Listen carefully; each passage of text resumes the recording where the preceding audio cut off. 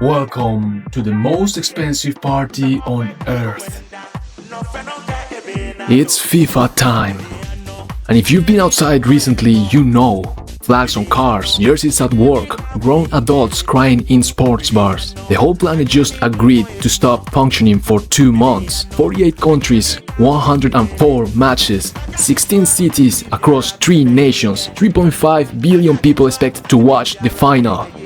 To put that into perspective, that's almost half the human population watching the same thing at the same time. This tournament will move $14 billion in direct spending, $7.5 billion in tourist expenditures alone, across 3 countries simultaneously.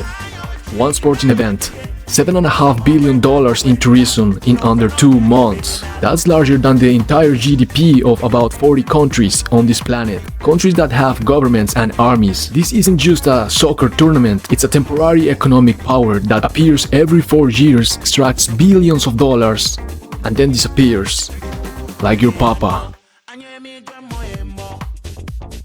Today we're talking about how the most beautiful game on earth turned into one of the most ruthless business on the planet. How billions poured into stadiums quietly turned into nothing but expensive concrete. Why the betting industry might be the real winner of this tournament every single time. How crypto quietly bought its way into the world's biggest event. And why Cristiano Ronaldo, arguably the greatest to ever do it, is now tangled up in some genuinely murky crypto waters.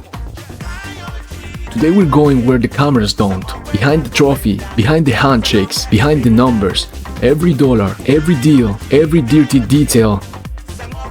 Because if you're watching this channel, you already know that's the only game worth playing, the money game. 5 angles, 1 obsession, money. So, without further ado, welcome to the show. Let's start with the entity running this whole operation, the FIFA machine. How the most profitable sports cartel on earth actually works. The Fédération Internationale de Football Association, headquartered in Zurich, tax exempt, answers to nobody, technically a non-profit. FIFA is on course to generate roughly 13 billion over its 4-year commercial cycle, with 8.9 billion of that coming from this single tournament in North America alone. Where does that money come from? Broadcasting rights, corporate sponsorships, ticket sales, hospitality packages. And here's the detail that should make every host city mayor lose sleep. FIFA collects all of the ticket revenue, every single dollar. The cities hosting the matches, the ones building the infrastructure, hiring security, managing traffic, and absorbing the chaos get none of it. I want you to listen to that again. The cities pay, FIFA gets paid. Not many people know this. It really makes you think, how does the world actually works? Host cities across the US, Canada, and Mexico are each one absorbing between $100 and $200 million in local costs. Toronto alone is spending 380 million Canadian dollar. Vancouver between 500 and 600 million. Let me just say, what the...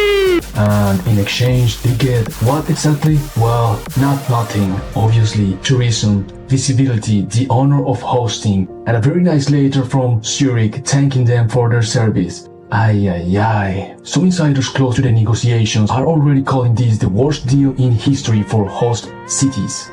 But that's an oversimplified way to explain the issue. While the deal may seem unfair, it can still benefit host cities if budgets are controlled, infrastructure and security spendings are carefully planned. The tourism impact is significant. It can support GDP growth, create jobs, and bring revenue to hotels, restaurants, transportation, and other local businesses. It depends on how the money is managed. Using existing infrastructures can pay off. Building new stadiums with no long-term purposes can become a disaster, as we'll see next.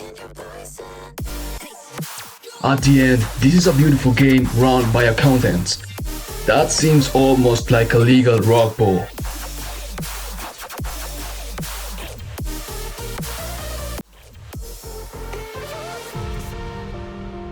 Now, if you think that the host city billing situation is bad, wait until you hear what usually happens after the tournament ends.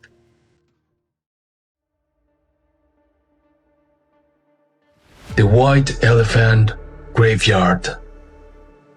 FIFA doesn't just take the money and leaves.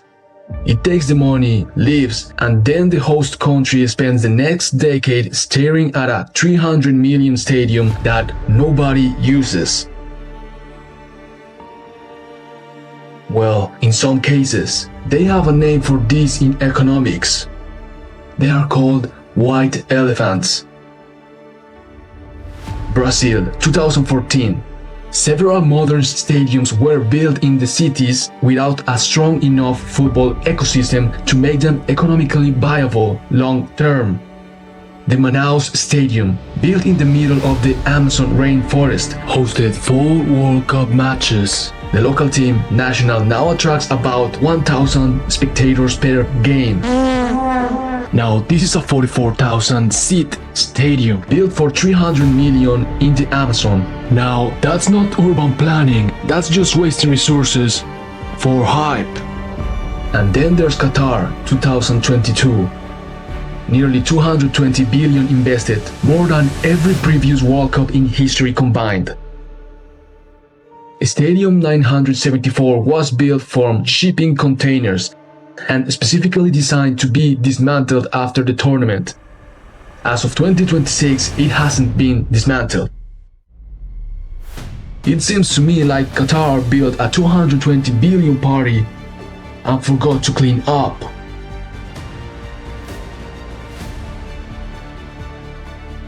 Research from the University of Toronto found out that 12 of the last 14 World Cups resulted in net economic losses for the host cities. 12 out of 14. And countries are still lining up to host, which tells you everything you need to know about the power of prestige over math. The World Cup itself isn't the problem. The problem is when governments spend billions on infrastructures that has little economic value. Once the final whistle blows.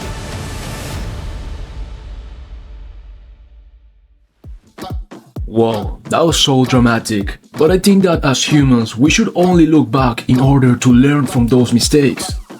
So that's what we did. And 2026 might actually be the first World Cup where the host countries aren't completely bamboozled. For the first time in World Cup history, not a single stadium is being built for this tournament. Every venue already exists, already has a home team, and already generates revenue year-round. The US is using NFL stadiums, AT&T Stadium Dallas, MetLife in New Jersey, Mercedes-Benz in Atlanta, which it's beautiful, I gotta say. So these buildings don't need FIFA. FIFA needs them. Actually, due to rising heat concerns, FIFA has actually shown a preference for covered and indoor stadiums, which means the US venues with roofs and climate control have genuine leverage in this relationship for the first time. In the world of business, you need to learn how to leverage everything, and the US are great at that. No white elephants, no abandoned infrastructures, just existing buildings getting used, and then going back to hosting the Super Bowl, other NFL matches, rodeos, and concerts. Like nothing happened. Is it perfect? No, but compared to building a stadium in the Amazon, this is basically financial genius. This is actually the best argument for economic prospects of World Cup 2026. But we'll have to see. Now, this is not the only thing that has changed this year. We all saw those hydration breaks. Some people hated them and others didn't mind. But I expect everyone to understand this wasn't for the health or benefit of the players. This was created for ad placement, which I gotta say is a good idea financially. But now let's talk about the game inside the game, because while you're watching your country play, someone is making a calculated bet on every single second of that match, and they are very rarely the ones crying in sports bars. Sports betting during a World Cup is not a side story, it's a parallel economy running simultaneously with the tournament itself. Global sports betting revenue is projected to cross 200 billion this year, and the World Cup is a big part of it. Meaning, there's a lot of money involved in this. Here's the psychology nobody talks about. FIFA doesn't just benefit from betting indirectly. The entire structure of the tournament, 104 matches, group stages with complex qualification scenarios, extra time, penalties, hydration breaks, creates even more betting moments per event than almost any other sports on earth. Every corner kick, every yellow card, every substitute, there is a live market for all of it. And the house, the bookmakers hold an edge on every single one. Now, where it gets dark, the same passion that makes soccer the most beloved sport on the planet, the same trivialism, the same identity my country needs me to believe hard enough, is the exact psychological mechanism that makes sports bettors make bad decisions. The most loyal fans are statistically the worst bettors. And the bookmaker knows that. They've known it for decades, and they build their margins around it. And you wanna know why? Because loyalty is not a trading strategy. Well, there is also some odd apples out there, but those are just sad examples of how there is always someone losing. And then there are the matches themselves. Let's talk about what happens when the betting market moves in a direction that doesn't match what's happening on the pitch. Match fixing in football is not a conspiracy theory. I'm sorry to let you know this, it is a documented, prosecuted, ongoing reality.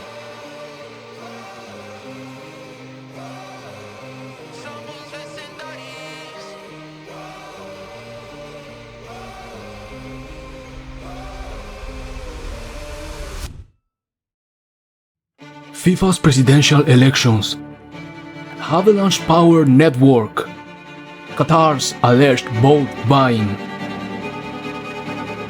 South Africa 2010, a 10 million payment that former FIFA official Chuck Blazer testified was intended to secure votes for Africa's World Cup bid. Blazer himself later pleaded guilty to corruption charges. The ISL scandal, FIFA's own president taking kickbacks, 1990s.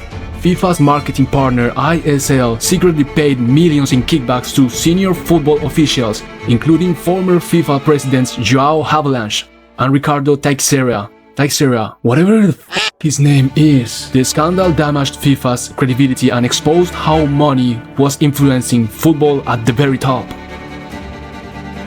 2015 FIFA's corruption scandal. 2015 blew the whole thing open. US prosecutors charged FIFA officials over a corruption network involving more than 150 million in alleged bribes and kickbacks. Multiple defendants ultimately pleaded guilty or were convicted. And the betting markets, if you know how to read them, sometimes move before the suspicious decisions happen, which is either a coincidence or it isn't. And to be honest, it is a little bit naive to believe there is not some kind of fraud on some level when all this money, billions of dollars, are involved. It's just the sad reality of our world, and there are people that survive by scamming, preying on the less attentive. That's why you gotta be informed, sharp, and active. And that's exactly what I aspire to do in this channel, because the world moves fast, and with so many things happening in the world, you need to prioritize what impacts you directly, and that's your money. So, if you want to understand where the money is going, where technology is heading, and what could move the markets next, subscribe to this channel, because we take the biggest stories shaping the future, following the money, and break down what's actually happening, and why it matters to you.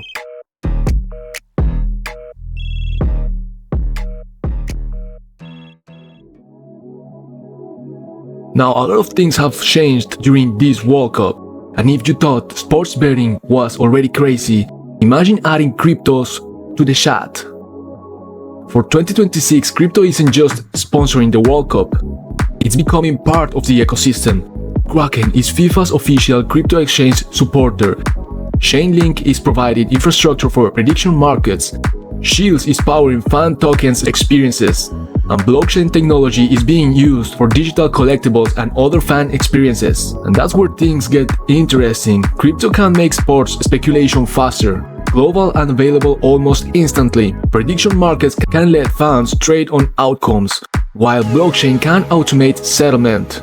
But the same speed and accessibility can also amplify speculation, scams, and financial losses, especially when millions of fans are being introduced to these products at once.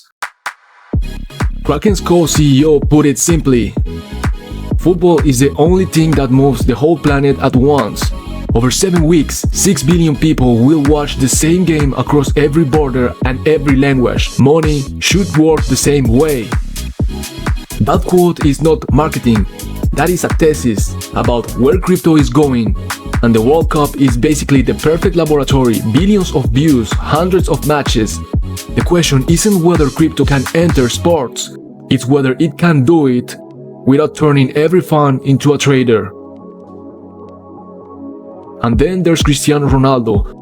Ronaldo partnered with Binance to promote NFT collections, including one launched just before 2022 World Cup. He later became the target of a class action lawsuit from buyers who alleged his promotions were misleading and that he failed to disclose important information about the partnerships. Those are allegations. And honestly, this isn't unique to Ronaldo. Athletes and celebrities like Tom Brady and Larry David were also sued over promotions connecting to crypto products after the FTX collapse. Here's the important distinction. Ronaldo doesn't need to scam anyone. This is just business. He has an enormous audience. Binance wanted that audience, and both sides had an incentive to make the partnership work. The problem is what happens when fans confuse celebrity endorsement with financial due diligence. Because Cristiano Ronaldo can guarantee a goal, he can't guarantee your NFT going up. Okay, so well, listen, this World Cup had a lot of drama which mixes up the betting odds extremely. But all of this is to say, do your due diligence when investing or betting, because we understand now corruptions and scams are everywhere. It's the world against you. And if you're old enough to bet, you're old enough to take responsibility.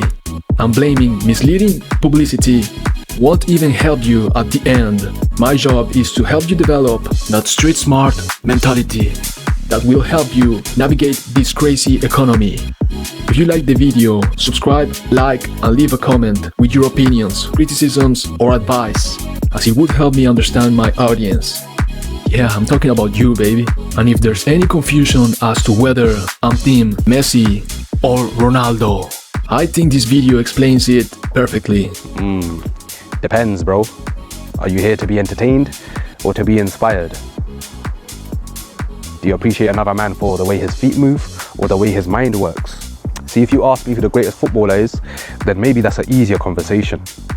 But you didn't ask me who the guffo is. You asked me who the GOAT is. Is it the man that moves the best or the man that keeps on moving even when he is at his best? I'm not impressed by God-given talent, but I am impressed by the relentless pursuit of human potential, going toe-to-toe with God-given talent. Now that's impressive. Not the man that makes you think, damn, this guy has got no limits, but the man that makes you think, damn, maybe I can outwork my own limits.